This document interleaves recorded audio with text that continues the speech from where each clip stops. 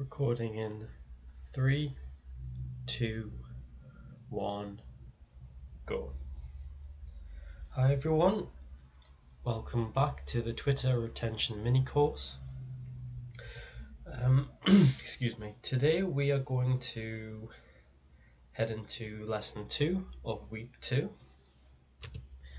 So this week we'll be talking about engagement and identifying pitfalls. So a mix of practical and the sort of foundation mindset stuff that we need to be aware of. Oh, wonderful. I've just noticed that I've done a blunder there, so I'll change that after this lesson so that the end package has the correct information. So it should say lesson 2, why do people quit after 3 months? If you just bear with me, my script has gone a little bit nuts. As you can tell, I'm a bit of a one-take guy, and a bit of background on that. We have 2 toddlers, and our youngest is at home on Tuesdays and Thursdays. So I have to quickly sneak upstairs, and while she's busy, and I'll go back down afterwards. Just to note, my wife is there. I'm not just leaving the child by themselves. I realise how bad that just sounded. Anyway, I'm a one-take guy. So, the 3-month quit zone. That's what we're going to be talking about today. So, I feel like I'm picking a favourite child here, and it's something I would never do, but for the sake of really tying things together, this is for me the cornerstone lesson of the entire course. It's the reason I started the course, and I'll explain why. But it definitely feels like the cornerstone lesson of the course. So I want to explain something about why this is an important subject for me personally. A lot of people probably think that the concept of this course is a fool's errand. I'm going to start with the reason, the what, the catalyst. Okay, I guess I'd say approximately half the people I started the masterclass community on Twitter, at least half of them don't post anymore. Their accounts are dormant and they're gathering social media dust. The general consensus is that if you can't commit and stick with it, that's on you. Some people would even go as far as to say that it's an inherent flaw in someone's character.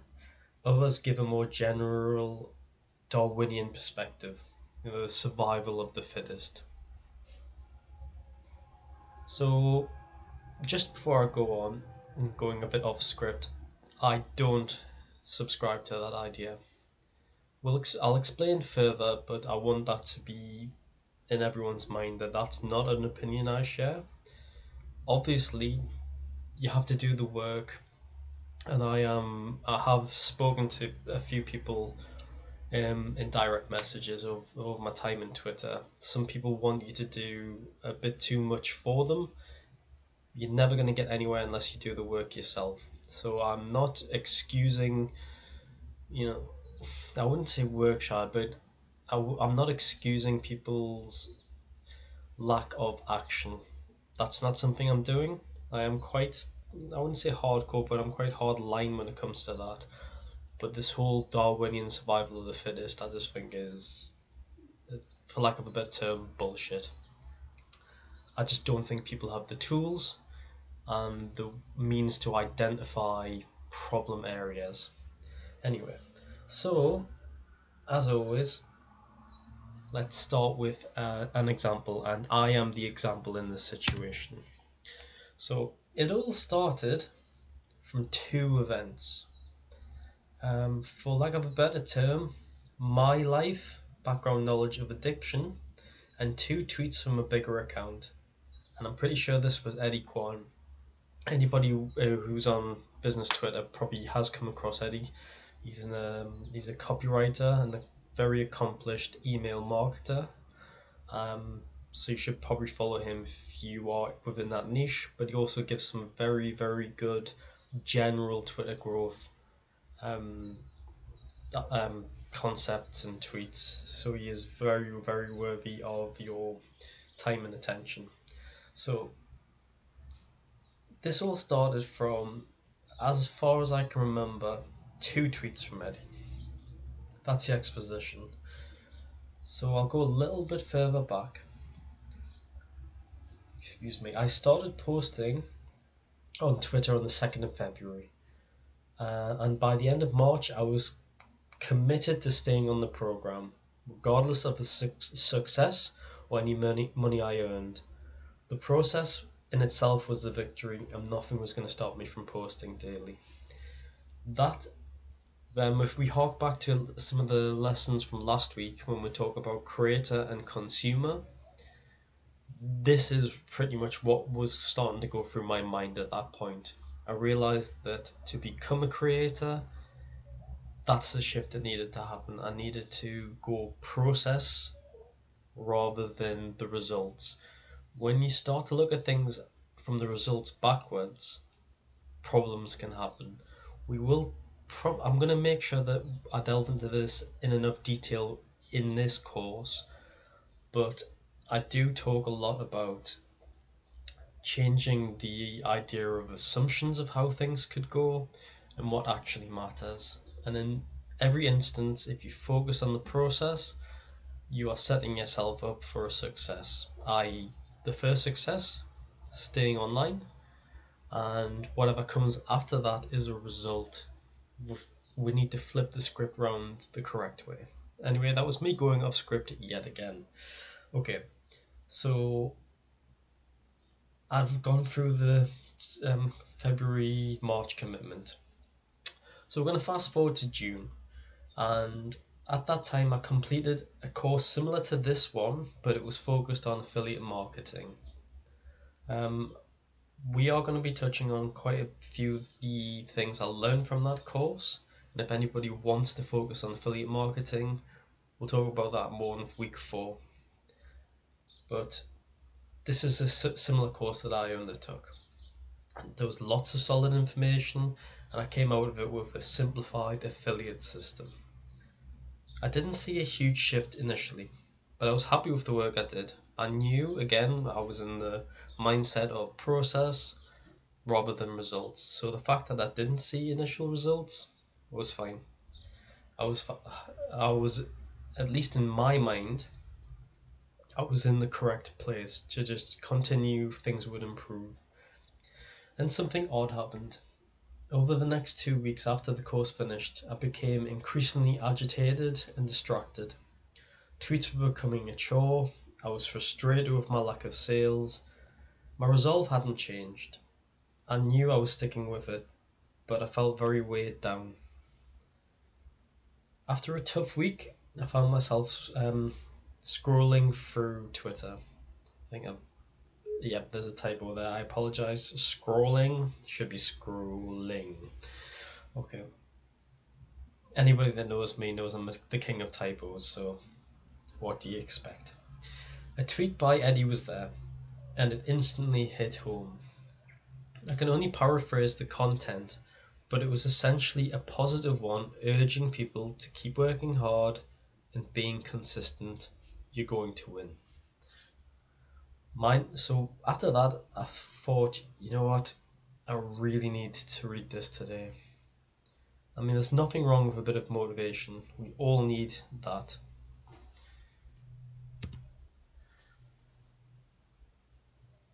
Yeah, and there we go. I'm sorry, I was a bit late with that slide, so I'll repeat that again. I needed to read that today. But something happened I think it was Tuesday in the next week, Monday or Tuesday. Eddie posted a very similar tweet, a bit of a variation, but essentially the same messaging.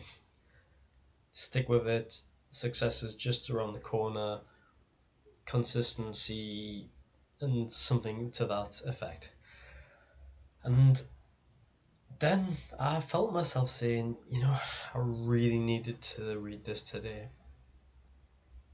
Hang on, wasn't I there last Friday?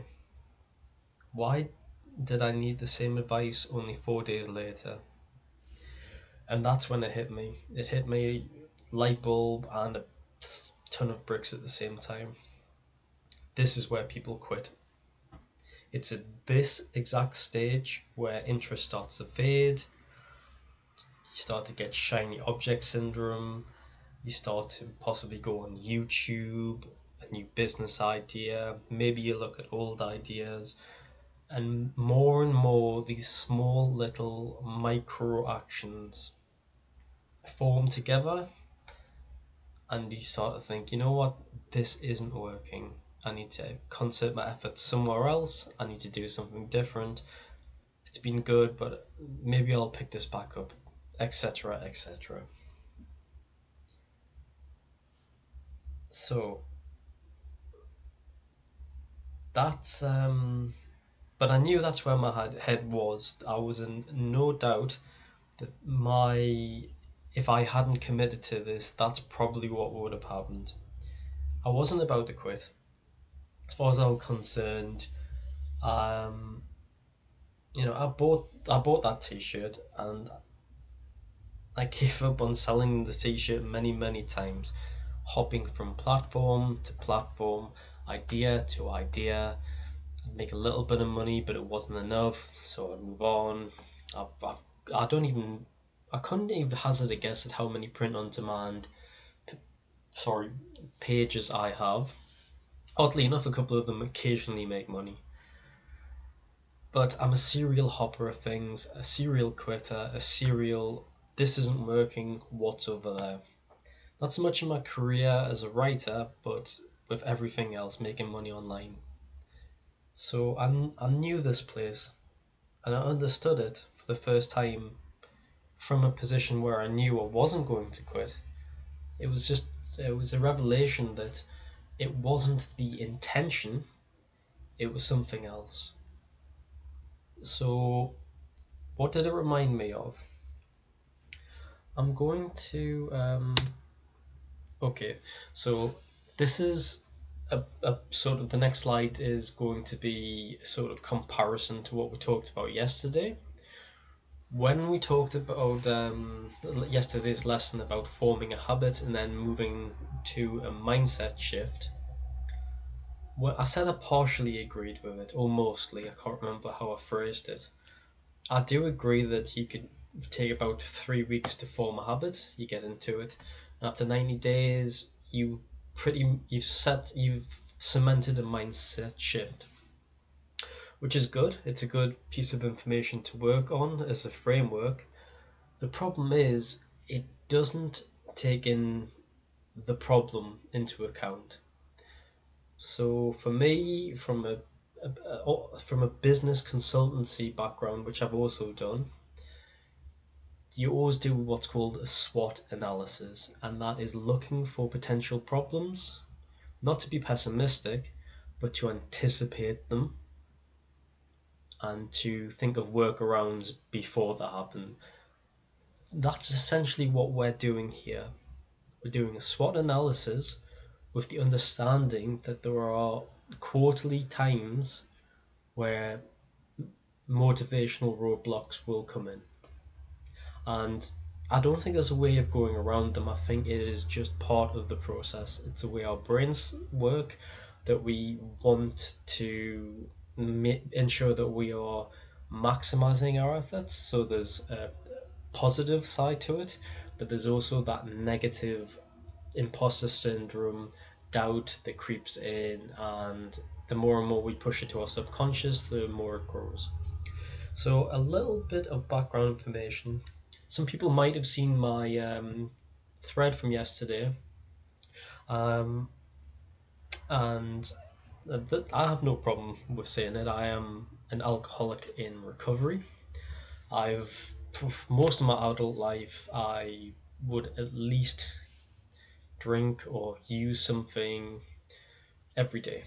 That was my life, and for a long time it seemed quite normal. And eventually, as things progressed and got worse, I crossed over various lines in the sand into addiction. So when I first started to go into the world of recovery, anyone who has had a substance or even a process addiction will kind of understand what I'm talking about when I discuss the quarterly times of change and how sometimes they don't always come across as a positive one. So whenever you first go into recovery, the first sort of few months are very cloud nine. You're very committed.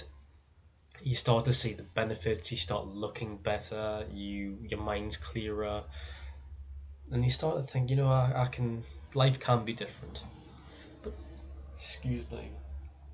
Now, depending on how things are with you, depending on support systems, where you are in life, both career-wise, financially, relationship-wise, these periods will change. Some people, after 3 months, it starts to become a bit of a struggle. Going to things like 12-step meetings becomes a bit more of a chore. After 6 months, you start getting euphoric recall, and at various points, all of these things jump in to derail your recovery. And a lot of it's to do with lifetime of bad habits, and you can't expect to get rid of them all within the space of a few months. You spent a lifetime forming them, and that's not really any different from any bad habit. So this is where I saw the two ideas coalesce. These quarterly times where you might quit, and I think this framework is exactly the same for working on Twitter or any other social media venture or any online venture. I think that there are set times where you will hit these roadblocks. So I'm just catching up with my script because I went slightly off there. So yeah, these same quarterly stages are like crossroads. We feel like we need to reevaluate our original decision. So even though I committed myself to the cause of turning up daily and sticking to Twitter, come hell or high water, here I was, or there I was, grammatically correct, deep in the quit zone. So if it can happen to me, it stands to reason why it can happen to anyone. And if that's the case, is creating something that might help people identify and work through this stage a pointless endeavor? So this is circling back to the original thing where people say this is a Darwinian thing, survival of the fittest. So I suppose the only thing I can say is only time will tell.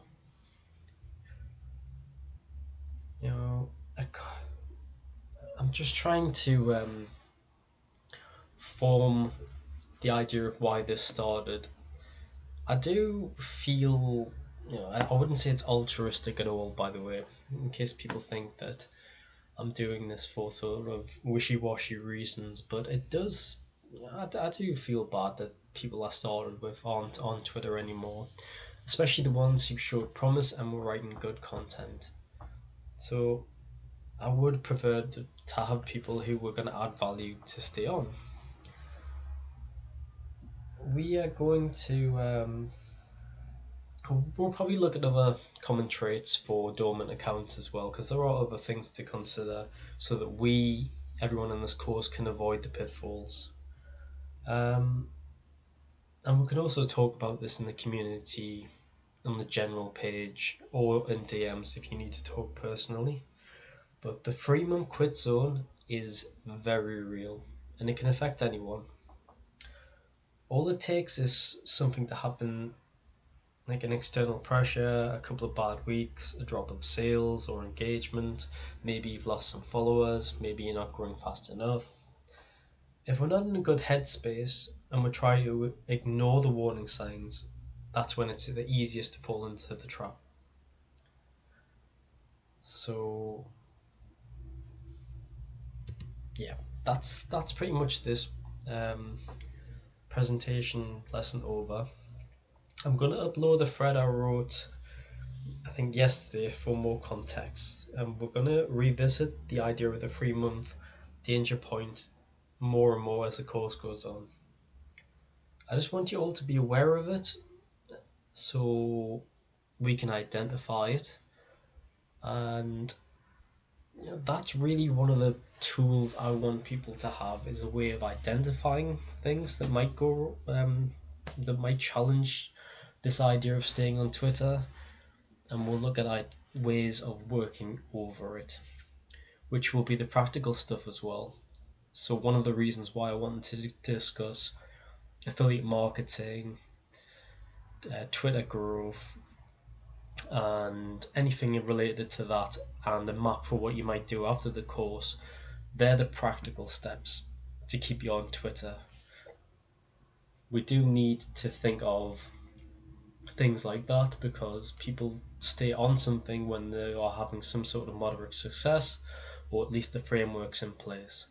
So we're going to do that practical side of things, but it's always related back to staying on Twitter and identifying the danger zones, the danger signs. Sorry, my brain shut off for a second there. So, okay. So we're going to go to the action sheet just to show you what the actionable point is for this lesson. It's a one that I would describe as do it if it feels like it's something you could stick with, or if you want to try. Journaling is a great way of identifying underlying issues. So I want everyone to consider trying journaling out, or some people call it brain dumping. I think one of the things that we often struggle with is something's in our mind, but it almost seems a bit too abstract, or we feel like we shouldn't say or discuss it. Journaling is a way of getting past that barrier, getting everything on the page and going, okay, this is what it is. How can I solve a problem around this? Or the other side of it is, I'm just glad I got that out of my head. Sometimes we just need to get out of our head, and that's if I prefer doing brain dumping than journaling, but it is very, very useful, especially if you're having one of those nights where you can't switch off, you can't go to sleep, something is just niggling at you and you think, I need this out of my head. I'll often get up, I'll brain dump everything onto a page, even if it's a computer, and normally I just manage to get some rest afterwards and look at things from a more objective point of view. So that's for you to consider if you want to, but it's completely up to you, no obligation to do that. Again, we always end on the same final point. Remember that as a creator, you have to do your primary tasks first. The course, hopefully the course is of value to you, but you have to make sure you take care of the other stuff first. That is the mindset of a creator, always looking for the things that are going to help you progress, help you make more money, and everything in between. So we'll talk more about understanding how to develop this concept of doing the important stuff first. So after you've done your important stuff, then you can come back to the course whenever you need it to, and obviously you have access to it now. You will always have access to it, and I'm going to make sure that everybody who attends gets some sort of better design package of the same information. So don't worry about, oh no, I'm going to lose access or I'm not turning up on time. This course isn't like that. There are plenty of other courses which tell you have to turn up and you have to do this. It doesn't interest me. I want to help people. I don't want to hinder them or make their lives more difficult. So, with that out of the way, I will say goodbye and we will be back tomorrow with lesson 3. Over and out, and I hope you all have a great day. Cheers.